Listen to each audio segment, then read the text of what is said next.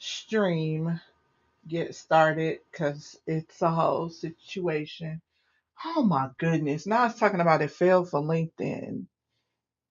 This thing plays too much. Now I'm gonna look like a fraud over there. Okay. So guys, welcome. Happy Friday.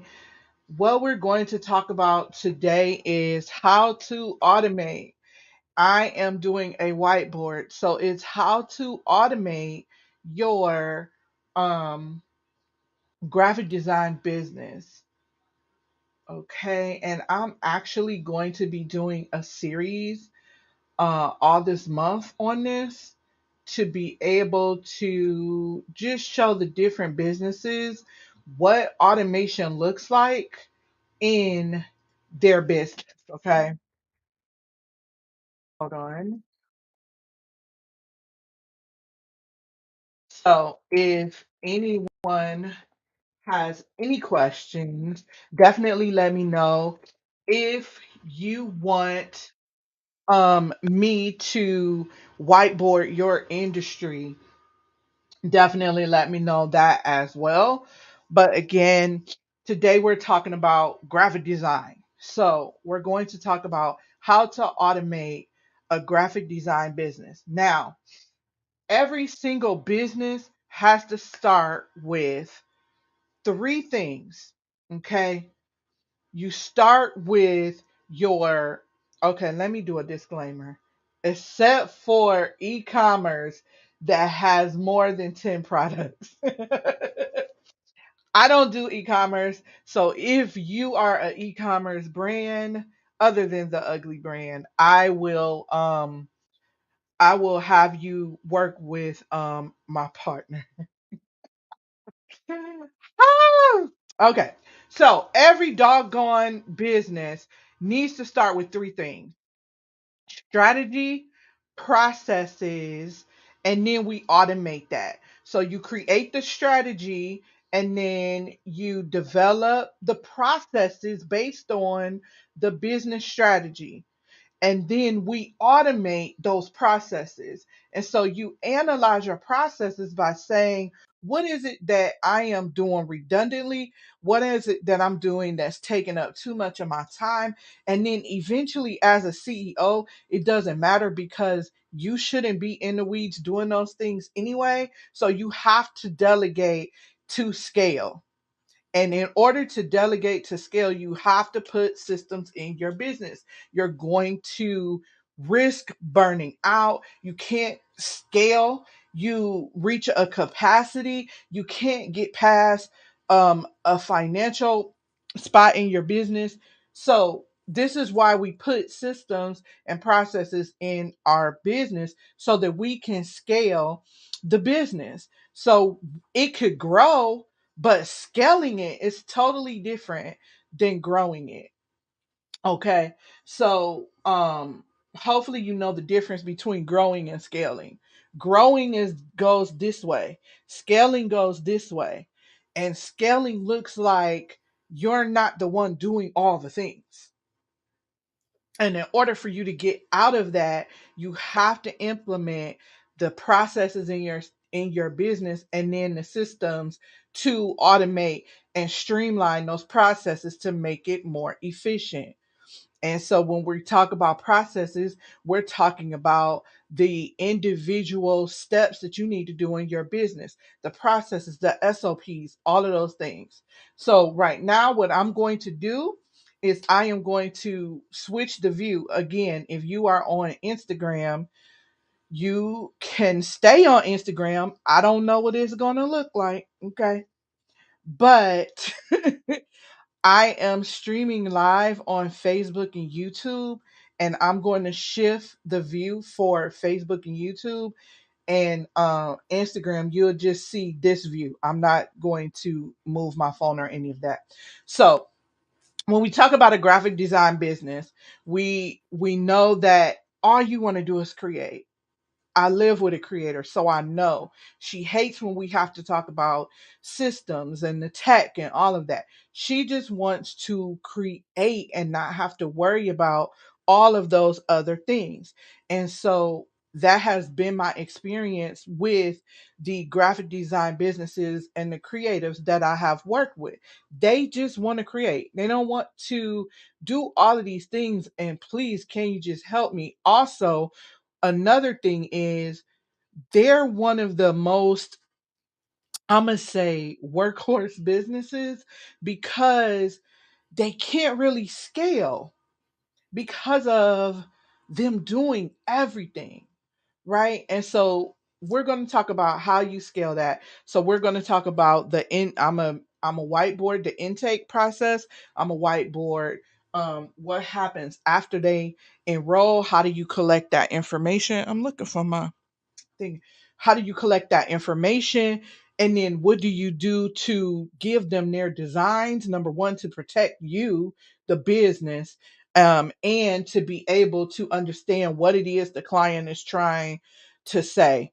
And then we'll talk about the post service follow up. So we are going to hop over to the whiteboard now and get this thing started. So stay tuned, Instagram. You got all the stuff. All right, so I need to move my chair out the way. Okay, so when we talk about the graphic design business, we talk about and excuse me if it's dark, but listen, I'm doing it ugly, okay? You'll be able to see. So when we talk about the graphic design business, we want to talk about the intake process. So the intake process is somebody wants to sign up for your services. So instead of you saying, cash at me, cash at me, Zelle me, Venmo me.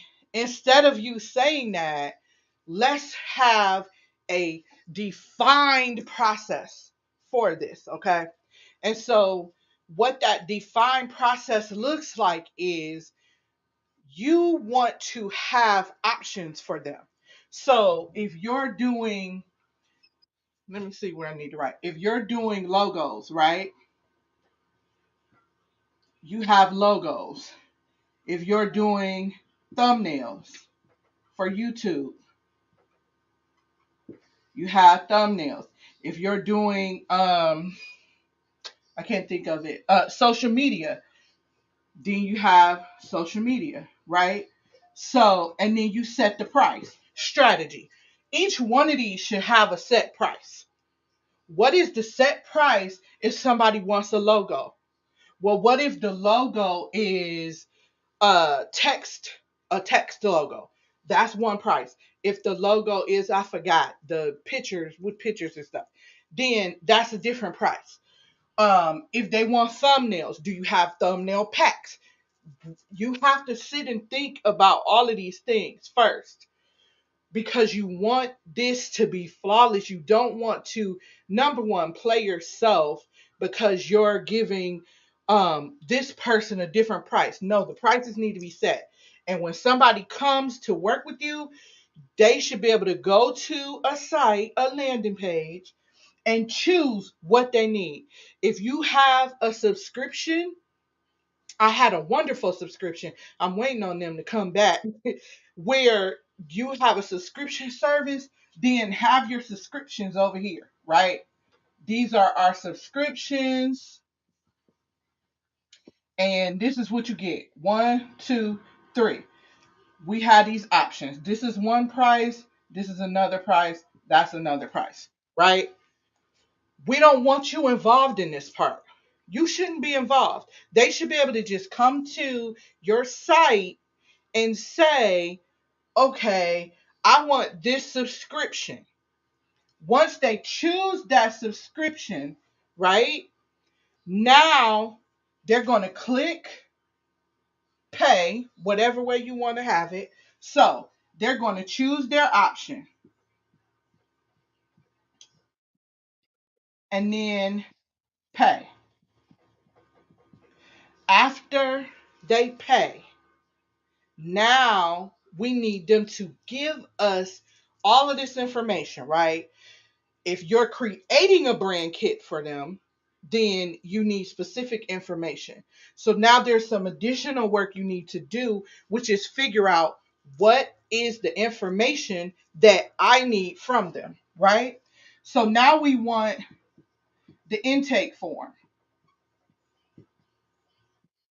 okay? And then, of course, you'll have a portfolio of your work, right? I mean, honestly, I don't know what type of questions you guys get. There really shouldn't be any questions. Okay. And then if they are, we're going to put them on this page as frequently asked questions. Because don't bother me, I'm creating, right? And so once they pay, now they need to fill the intake form out.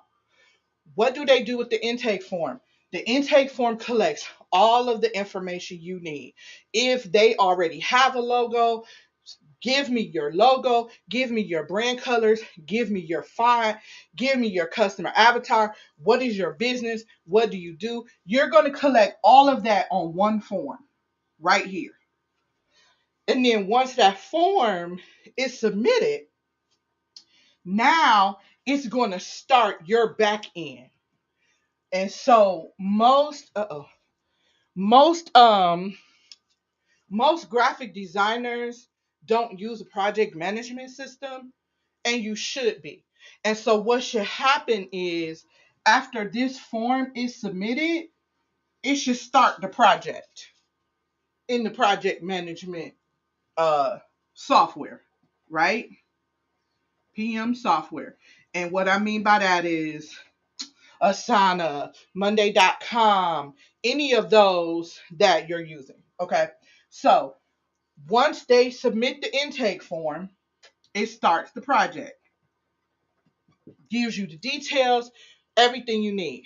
For them, it lets them know if you need to hop on a call. So maybe you need to hop on a call with them.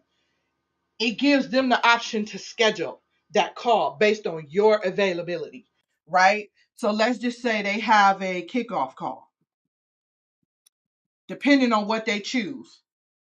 If they just getting a logo or something, they don't need that. So let's just say they had a kickoff call. Okay, after the kickoff call, this is what we're going to do. All right, we're going to get started with your project. Fine. Now, that's the intake process. Okay. The client has what they need. If you have any type of portal or any of that with your system, now they get enrolled into the portal. All of that is good. They have their expectations because you sent it to them. We'll start on your project. These are the timelines. And if we need to, when we send you your information, we're going to send it to you via a proof form. That's my next uh that's my next step. Where is yuck? Don't you hate when you just put stuff somewhere and you don't know where you put it? Okay. So now they're a customer, right? And oh, this is awful. They're a customer and they're ready to go. You're doing the project. So over here in the project management software, you guys are doing your thing. You should have processes for this. Okay.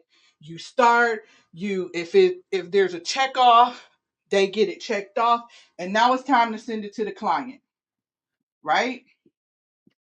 So now we have the client approval process. This is also a form. It's called a proof form.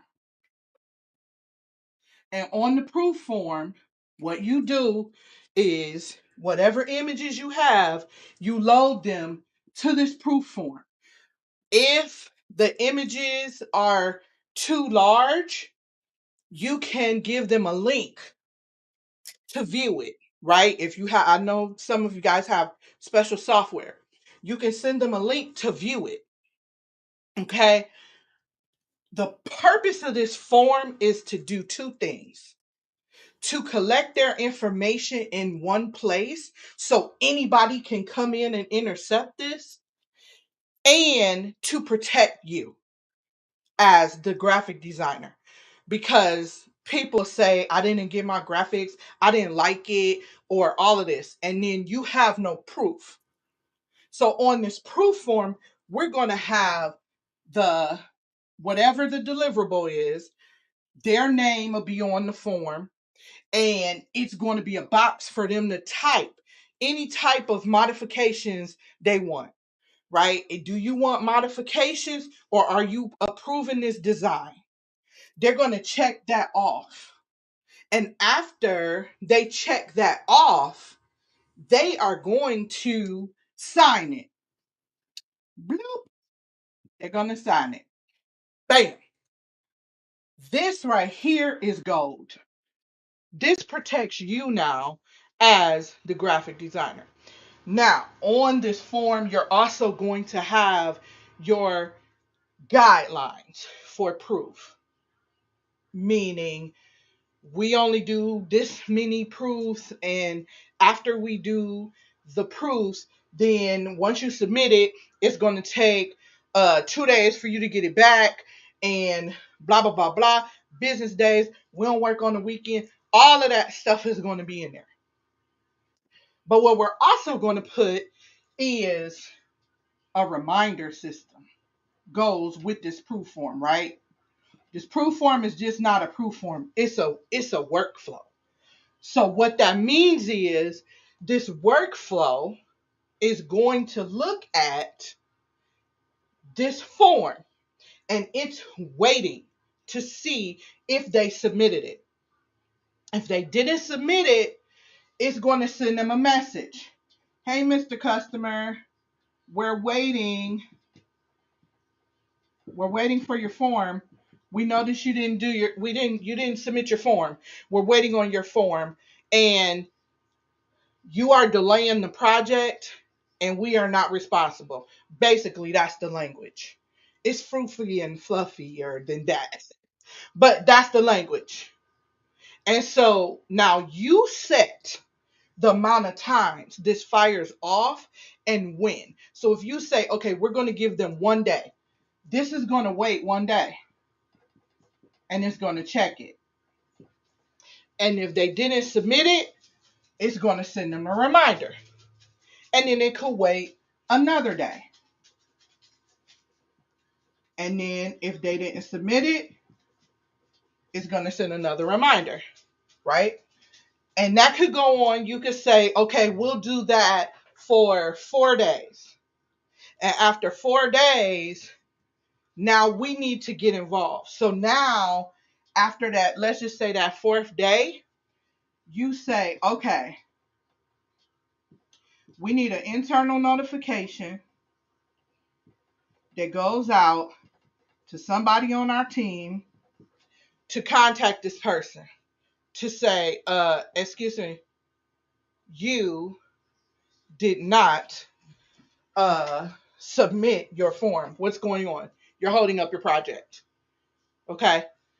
So that's what that looks like on that end. Now, I know you may ask, well, what happens once they submit it in its modifications? We do the same process over again. That's a system, right?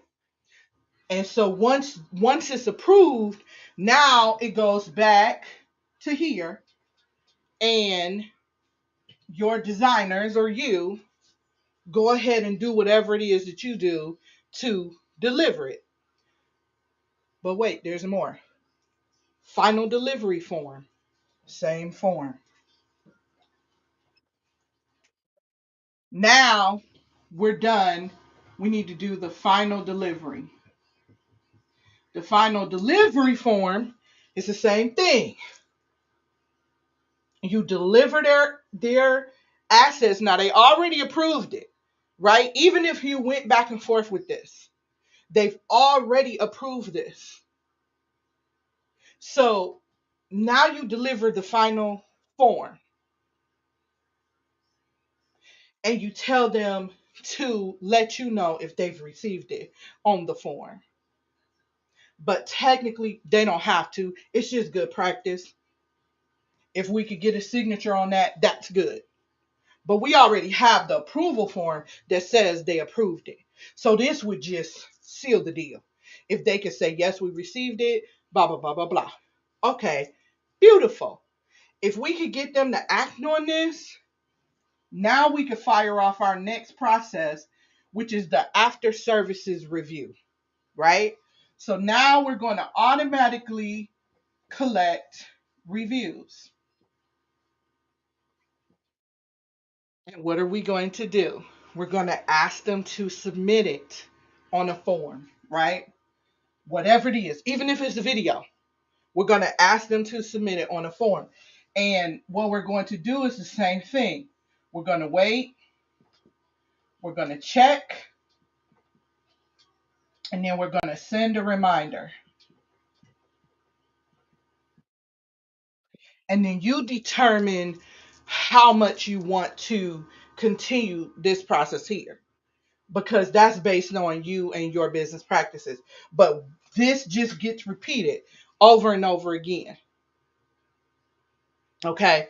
And so now that part right there takes care of the back and forth with graphic designers. It takes care of the time commitment that it takes to get you in and out of your creative zone, right? Because again, I told you, I live with a creative, so I understand.